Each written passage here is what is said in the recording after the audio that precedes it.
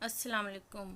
آج ہم بنائیں گے می اینڈ می میں پودینے کا شربت، جو کہ بہت ہی مزے کا بنتا ہے اور گرمیوں کا خاص تحفہ ہے اور تسکین بخشتا ہے۔ افطاری میں تو آپ لوگ اس کو ضرور بنائیں۔ چلیں ہم بنانا شروع کرتے ہیں اس کو۔ یہ دیکھیں میں نے اس کا سامان لے لیا ہے سارا، یہ سارا اس کا سامان ہے۔ ایک بول میرا پودینہ ہے اور جتنا ہمارا بول ہے اس سے ڈبل چینی ہوگی، جیسے ایک بول پودینہ اور ڈبل بول ہم چینی کا استعمال کریں گے۔ اور یہ میرے 2 سے 3 چمچ لیمن کا رس ہے اور میرا ایک بول ہی پانی جائے گا اس میں۔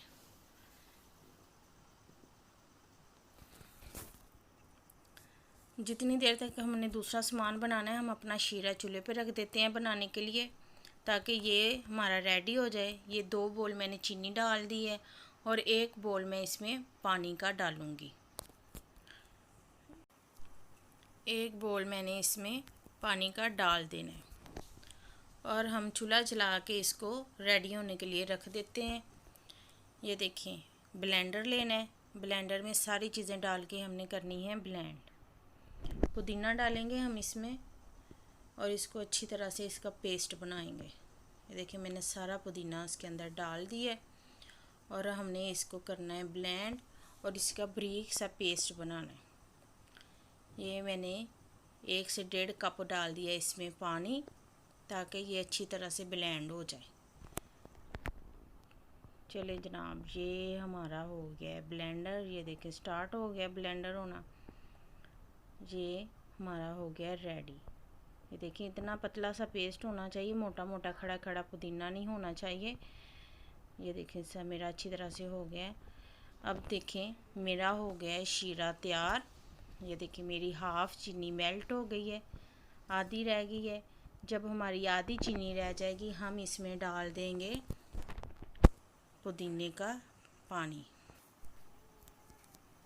اس میں سارا ہم پودینے کا پانی ڈال دیتے ہیں۔ یہ دیکھیں میں نے اس کے اندر چھننی میں ڈالنا ہے، چھلنی لینی ہے آپ نے، ویسے ڈائریکٹ نہیں ڈالنا۔ اگر آپ ویسے پسند کرتے ہیں تو ویسے ڈال سکتے ہیں، وہ چھوٹے چھوٹے سے پتے منہ میں آتے ہیں، تو اس لیے میں اس کو چھان رہی ہوں تاکہ وہ پتے منہ میں نہ آئیں۔ اس کو اچھی طرح سے اس کا پانی نکال لینا ہے، اس میں سے اچھی طرح سے چمچ کی مدد سے دبا دبا کے اس کا پانی نکال لیں، سارا رس پودینے کا باہر آ جائے۔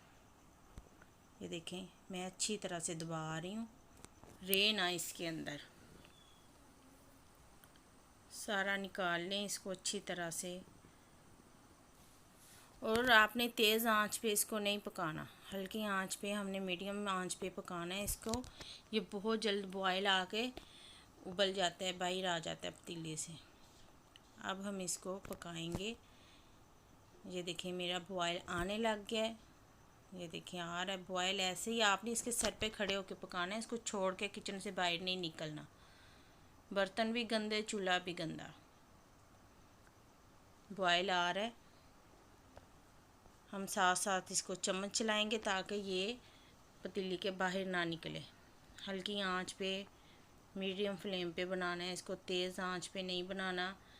یہ دیکھیں ساتھ ساتھ چمچ کی مدد سے اس کی سٹیم کو نکالتے جائیں اچھی طرح سے۔ اس کو تب چھوڑنا ہے جب یہ اچھی طرح سے بوائل آنے لگ جائیں گے اس کے، ایسے ساتھ ساتھ ہلاتے جائیں، چھوڑنا نہیں ہے بالکل بھی۔ اس کے یہ تو فوراً ابل جائے گا، باہر آ جائے گا، چھوڑنا نہیں ہے بالکل۔ یہ دیکھیں پکنا شروع ہو گیا ہے۔ یہ دیکھیں اب اس سٹیج پہ آپ اس کو چھوڑ سکتی ہیں، یہ پک رہا ہے ہمارا، یہ گاڑھا ہو رہا ہے۔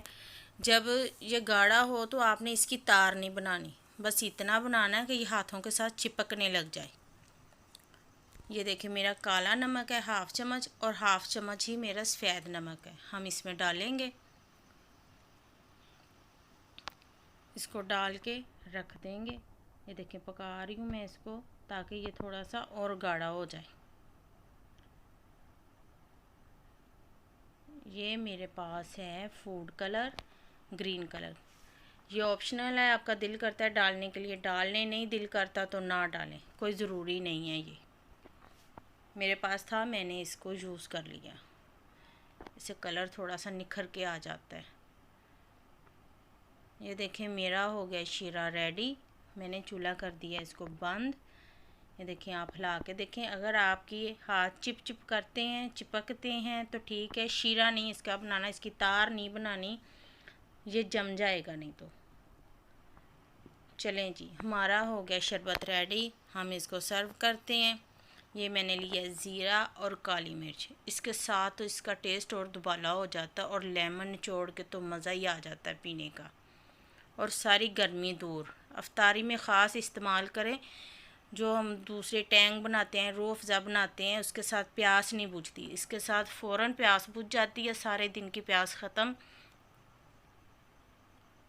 یہ دیکھیں میں نے لیمن نچوڑ دیا، اور ہم بنائیں گے 2 چمچ ایک گلاس میں شربت کا ڈالیں گے، اور ٹھنڈا کر کے پئیں گے. مزہ آ جائے گا پینے کا، سارے دن کی پیاس بھی ختم ہو جائے گی.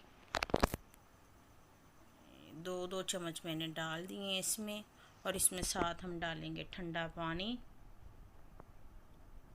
آپ ٹھنڈا جتنا استعمال کرنا چاہتے ہیں، زیادہ ٹھنڈا کم ٹھنڈا، وہ آپ اپنے حساب سے استعمال کر سکتے ہیں. تو میں بنا رہی ہوں افطاری میں، تو میں تو ٹھنڈا ہی بناؤں گی. چلیں جناب، ہمارا ہو گیا ہے پودینے کا شربت تیار. جی جناب، باقی شربت کو ہم کر لیں گے سٹور. آپ فریج میں یا فریج سے باہر 3-4 مہینے کے لیے اس کو سٹور کر سکتے ہیں. یہ خراب بالکل نہیں ہوگا.